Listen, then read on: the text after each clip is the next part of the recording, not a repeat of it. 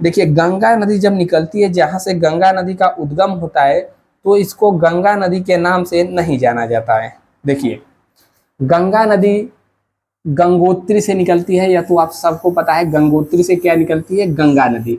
लेकिन जब यह गंगोत्री से निकलती है तो इसे हम लोग भागीरथ नदी के नाम से जानते हैं, भागीरथ नदी के नाम से जानते हैं। ठीक है, कहाँ से, गंगोत्री नदी से यह निकलती है, गंगोत्री ग्लेशियर से निकलती है। ठीक है, गोमुख ग्लेशियर गंगोत्री। ठीक है, गंगोत्री से कहाँ कौन सी नदी निकलती है, भागीरथ नदी। यह बहते हुए आती है, बहते हुए आती है, तो बीच में यहाँ से आकर के एक नदी मिलती है इसमें, जिसका नाम है भिलांगना नदी। ठीक है, भिलांगना नदी जहाँ पर मिलती है भागीरथ नदी से, वहीं पर एक बांध का निर्माण किया गया है, जिसे हम लोग टिहरी बांध कहते हैं, और इस संगम को हम लोग गोविंद प्रयाग कहते हैं।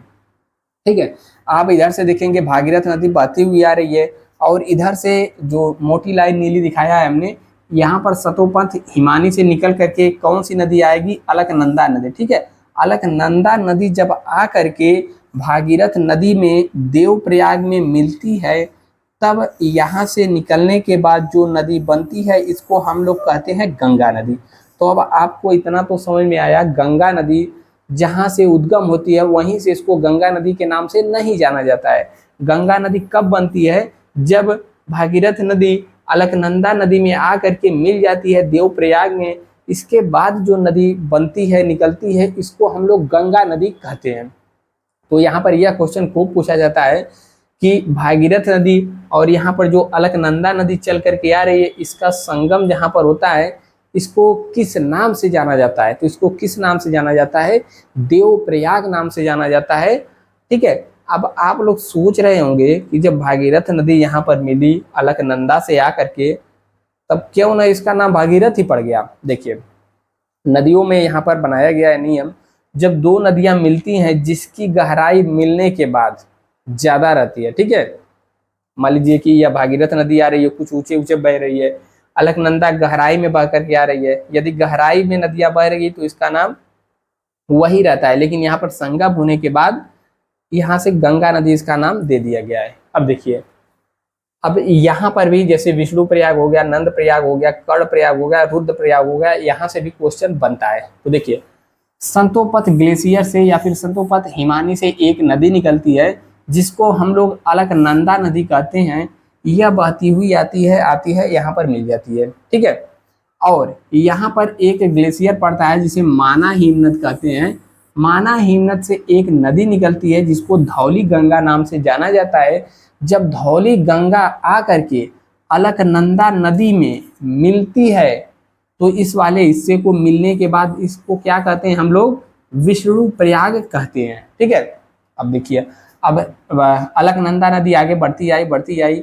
अब अलकनंदा नदी में त्रिशूल हिमनद से निकल करके एक नदी आती है जिसको नंदाकिनी, मंदाकिनी नहीं, नंदाकिनी नदी आ करके जहां पर मिलती है अलकनंदा में, इसको हम लोग कहा जाता है नंद प्रयाग। यहाँ से नंदाकिनी नदी मिली तो नंद प्रयाग हो गया। ठीक है, अब देखिए, अब फिर अलकनंदा ही इसका नाम है, बहती हुई आ रही है।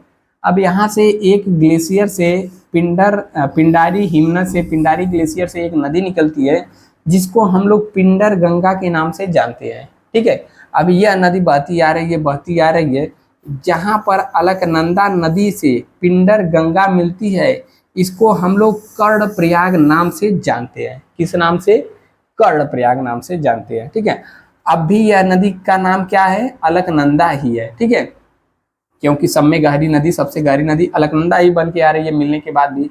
अब देखिए, केदारनाथ से एक नदी निकलती है जिसको हम लोग मंदाकिनी नदी कहते हैं। नंदाकिनी नहीं बल्कि मंदाकिनी नदी कहते हैं। ठीक है, तो केदारनाथ से निकलती है मंदाकिनी नदी और बहती आती है जहां पर अलकनंदा नदी से मंदाकिनी नदी मिलती है, इसको हम लोग क्या कहते हैं, रुद्रप्रयाग। ठीक है, तो अब आप सबको क्रम याद रखना है। क्वेश्चन पूछेगा कि विष्णु प्रयाग में किन नदियों का संगम होता है, या फिर धौली गंगा और अलकनंदा नदी जहां पर मिलती हैं तो किस प्रयाग का निर्माण होता है, विष्णु प्रयाग का। ठीक है, क्वेश्चन पूछेगा अलकनंदा नदी में या फिर नंद प्रयाग किन दो नदियों के संगम पर है? तो अलकनंदा नदी, मंदाकिनी नदी। क्वेश्चन पूछेगा कि अलकनंदा और पिंडर गंगा नदी का संगम किस प्रयाग के नाम से जाना जाता है? कर्ण प्रयाग नाम से। ठीक है, अब यहाँ पर भी क्वेश्चन पूछेगा कि मंदाकिनी नदी और अलकनंदा नदी का संगम किस प्रयाग पर होता है? तो रुद्र प्रयाग पे। और यह तो बहुत पूछा जाता है सबसे ज्यादा कि भागीरथी नदी और अलकनंदा नदी का संगम किस नाम से जाना जाता है? तो देव प्रयाग नाम से जाना जाता है। ठीक है, तो इसको आप नोट कर सकते हैं और स्क्रीनशॉट लेना हो तो ले सकते हैं, हम हट जा रहे हैं। ठीक है, बाकी यहाँ से बहुत सारा क्वेश्चन पूछा जाता है, कई बार एग्जामों में पूछा गया है। सभी प्रयाग का नाम याद रखेंगे। सबसे पहले पड़ता है विष्णु प्रयाग, विष्णु प्रयाग के बाद नंद प्रयाग, फिर कर्ण प्रयाग, फिर उसके बाद रुद्र प्रयाग और देव प्रयाग। ठीक है, अब यहाँ से गंगा नदी निकली। अब गंगा नदी में आगे जाके जब इधर से आकर के यमुना नदी मिल जाती है प्रयागराज में, वहां पर संगम होता है। ठीक है, तो बाकी इन पांचों प्रयागों को आपको याद रखना है, यही क्वेश्चन पूछता है। ठीक है, अब समझ में आया कि गंगा नदी का नाम, गंगा नदी कहाँ से पड़ता है।